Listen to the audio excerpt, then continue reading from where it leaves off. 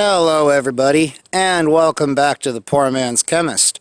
In this video, we are going to be synthesizing, or trying to synthesize, sodium phosphotungstate, and I'm even going to take a stab at doing sodium silicomolybdate. I'm pretty confident about the sodium phosphotungstate. I don't know. The sodium silicomolybdate could go either way. So, come on, Mr. Spider. Get off there, dude. Come on. Well, okay. No, don't go that way. There you go. We're kind to animals here at the Poor Man's Chemist. So, anyway, the way that the sodium phosphotungstate synthesis is done, it's very, very simple. What I've got here, this is taken from the Handbook for Preparative Inorganic Chemistry, like everything else I do, just about. And what I've got in here is 10 grams of sodium tungstate and 5 grams of dibasic sodium phosphate. So that's disodium hydrogen phosphate for you IUPAC nerds out there. Anyway, I've cut this, scaled the entire synthesis back by a factor of 5 because I just didn't have that much sodium tungstate. This is what it looks like. It's just a white powder. Here's dibasic sodium phosphate, also a white powder. So, what we're going to do is we're going to add 20 mils here. This is a little bit more than what the protocol would call for if you scaled it down this much, but hey, I mean, we scaled it down quite a bit. So, what we need to do for this first step is these need to dissolve, and then we need to evaporate this down until a skin of crystals begins to form. Once that happens, we stir in this 21% hydrochloric acid. That would, according to the textbook, we will get a precipitate, which should immediately redissolve. We evaporate down until there's a skin of crystals again, and then the protocol doesn't, it just says to evaporate it down until there's a skin of crystals, then to recrystallize it from boiling water. I presume you evaporate it down until there's a skin of crystals and then remove it from the heat and allow it to cool, crystallize, and then recrystallize it. Makes sense, right? See what I mean about this textbook? They do not tell you everything. I mean, some things are pretty obvious. Other things are only probably obvious if you have a PhD in inorganic chemistry. Such is how it is. But anyway, once this is dissolved and it starts to form a skin and I'm ready to add the HCl, I will come back and we'll do that step. Alright, I don't know if you can see it, but a skin of crystals is just starting to form. I hope that you can kind of see it in there. I'm going to zoom back out a little bit. I hope it picks it up. So, now I am going to go ahead and add the hydrochloric acid. If all goes well, this should cause a precipitate that immediately redissolves on stirring. And we should add this with stir. There's our precipitate. Yay! Oh, and there it goes.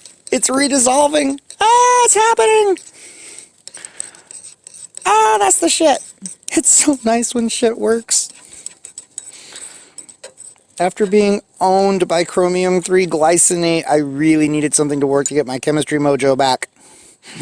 Okay, and it's even ever so slightly greenish, which the textbook said it might be, so yes! Fuck yes, it's working! Sorry, I'll control myself. Anyway, so now the next thing to do is to allow this to evaporate down until a skin of crystals forms again, and then we take it off the heat and allow it to crystallize, and we'll recrystallize it from boiling water. And while that's happening, I will start the synthesis of the sodium silicomolybdate. Well, the attempt. Like I said, I feel pretty good about this one. I don't know about the other one. We're going to see. So, fingers crossed. But I will be back when I'm ready to do the next thing with this bad boy. Oh, that's so cool.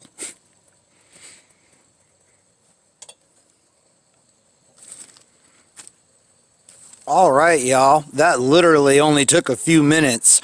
And it's already forming a skin of crystals and going opaque, so I am going to remove this from the heat and allow it to crystallize.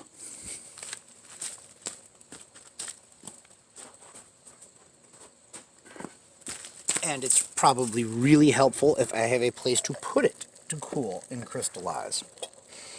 That would probably be good. Let's see, I'll show you guys here. I'm sorry, I know you can't see anything. There we go. Oh, wow. I hope that's showing up. Look at that. Look at those crystals. And it has a slightly greenish tinge, just like the textbook said. This one went absolutely perfectly. Exactly like the textbook describes. Oh, thank God. I feel like I'm getting my chemistry mojo back after being so badly owned. It's about fucking time. Jesus. Okay, well, I will come back when this has fully cooled off and crystallized, and I will start preparing to do the sodium silicomolybdate.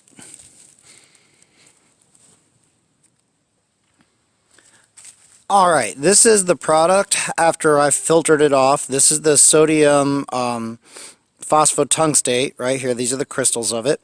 And what I'm going to do now is I'm going to boil some water, scrape these into there. It's going to be a very small amount of water, and hopefully recrystallize it from that and end up with the pure compound. My yield looks like it kind of sucks a little bit, but I don't know, it's a little early to tell yet. We'll see. You know, as we all know, I'm not a yield queen. I don't care if I get a perfect yield or not, so long as I can make enough of the compound to go, hey, look at that, there you go. I mean, when you're not repeating this experiment, you can optimize it yourself. We're not going to do everything for you here. It's not that kind of channel. Anyway, let me boil some water and I'll come back when we're ready to recrystallize this stuff. Okay, so here is the sodium phosphotungstate that's been recrystallized from boiling water. It's very nice, very pretty. I lost some for sure, and I know that I lost some because when I added a little bit of ascorbic acid to the filtrate, I got tungsten blue. So yeah, it may have been better. Like if I was to do this one again, I would probably allow the solution to evaporate down more after adding in the HCl. And then recrystallizing it from a very small amount of water. It is water soluble. I had to boil this down to, it was almost 10 mils before it started crystallizing out. So yeah, it's somewhat water soluble for sure. So anyway, but there you have it, people. That's sodium phosphotungstate. Very cool, right? So there you go. A tungsten compound. Neat, right? And bonus, tungsten blue. Yeah, and this is made, I mean, this is very easy to make. You just combine tungstate with phosphate and add ascorbic acid or any other mild reducing agent, and that will give you tungsten blue, which is very much like molybdenum blue, except it's less stable. So, there you have it. Anyway, so, very cool. I'm going to decant the water out of here and try to dry these crystals out, and it will end up going on my shelf forever because I don't really have a use for this at all. It is used to make up reagents that can be useful. In fact, in my last contract, I used a reagent that contained phosphotungstate in order to test for the protein concentration and cell fractions. So it does have a practical use. But anyway, let's move on now to the sodium silicomolybdate that I'm not as sure is going to work out. Alright, now it's time to move on to the sodium silicomolybdate. And it goes into this reaction is sodium molybdate, so which is exactly like the sodium tungstate, except it's molybdenum and not tungsten. And what we're going to do with this, the first step is to dissolve this in boiling water. In the actual protocol in the textbook, they have you start with molybdenum trioxide, which you then react with sodium hydroxide in order to make sodium molybdate. So what I'm going to do is just kind of skip that step and start with the sodium molybdate itself. The protocol calls for it to dissolve this in, well, if it was truly scaled down, it'd be 16 mils of boiling water, but we're going to go with 20 here again, just because that's a nice round number. And some water is going to evaporate out as it heats up to boiling. Once this is completely dissolved, the next step is to add in 6.05 mils, which there's no way in hell I'm going to get that, but about 6 mils of nitric acid that has been diluted down. And we're going to add that in. It says to add it in rapidly, but in portions with stirring. So far, so good. The problem comes with the next step, and that is to add in sodium monosilicate, which is obtained by the textbook by dissolving commercial sodium silicate into normal sodium hydroxide and then boiling the crap out of it for several minutes to convert it all to the monosilicate. I have a solution of sodium silicate. I'm not even sure what the type N part means. Seriously, I've looked it up. I've tried to find out. I still don't quite get what that actually is. I have no idea what the concentration is, nor do I know if I boil a few drops of this in sodium hydroxide, if it will convert to the monosilicate. When I tried the throw everything together and see what the fuck happens run yesterday, I got a very slight yellow tint on stuff. It's supposed to give us an intensely yellow solution. That's the actual product of the reaction according to the textbook. So maybe this is going to work. I mean, it was just a throw it together and see what happens run, so it was anything but formal. So I don't know. I don't know what to think. I don't know if it's going to work or not, but we're going to give it a try. If it does work, sodium silicomolybdate is used, or was used, I don't know if it still is, probably not anymore, in the potassium industry to selectively precipitate out rubidium and cesium. Now, I'd bet any amount of money that these days separating out rubidium and cesium from potassium and sodium is probably some ion exchange resin. Those tend to be very efficient, and that is the reason that the lanthanides are so damn cheap these days. Yeah, go ion exchange columns. So anyway, but at one time it was used for that, and it could be used for that in the small lab, which would be nice because that would give me a way to recover rubidium waste from the rubidium dichromate that accidentally got mixed with a little bit of tap water. Yeah, so it's there's sodium and potassium in that shit now, and I'm desperate to find a way to separate that shit out. Now, I don't know that sodium silicomolybdate won't precipitate out sodium. The textbook doesn't say anything about sodium, ammonium, or thallium-1.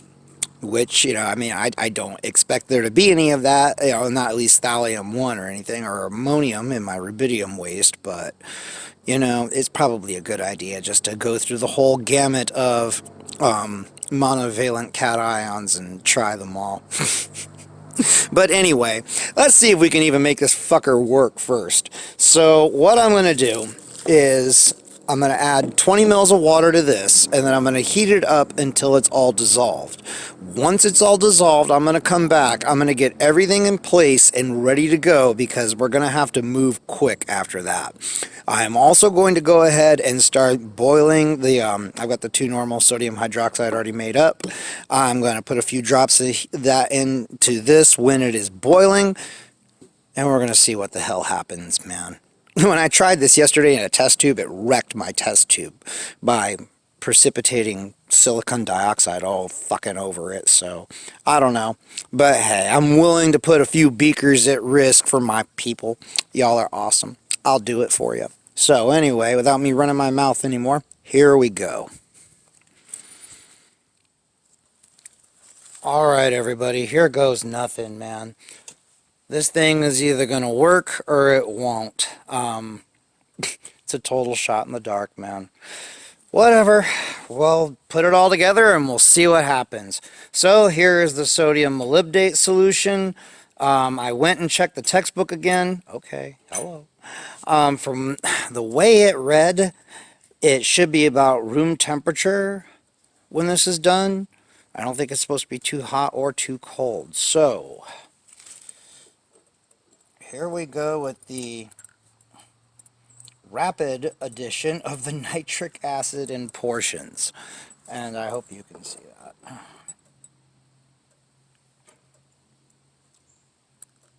that. Okay, it's not supposed to leave a lasting precipitate. Let's just pour a little bit in. Oh shit, hello. Don't get it on me. Okay, give me a second to go wash that off, because that kind of burns.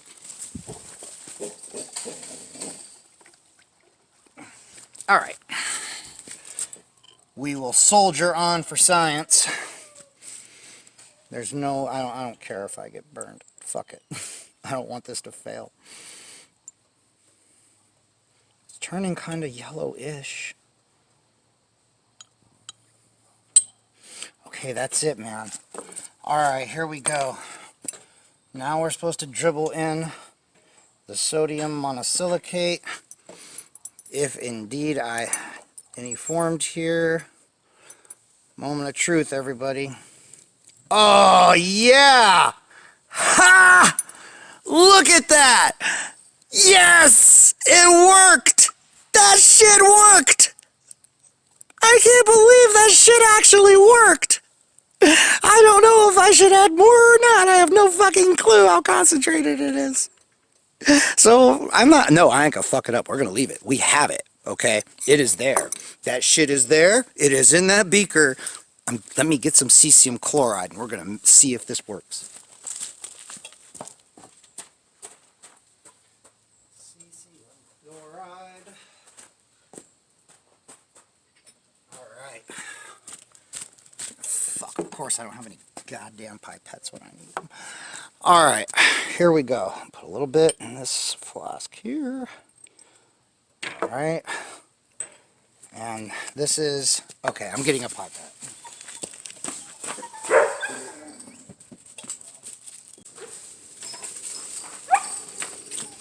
Roxanne! Alright. Here we go.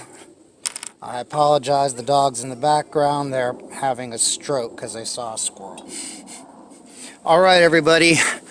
3-ish molar cesium chloride. Oh, yes! Yes! Look at that shit! Ah! Will you guys stop? Stop ruining my moment. Daddy's having a moment. That's fucking nice. 2 in a row that actually worked. Yes! That is so great. Look at that.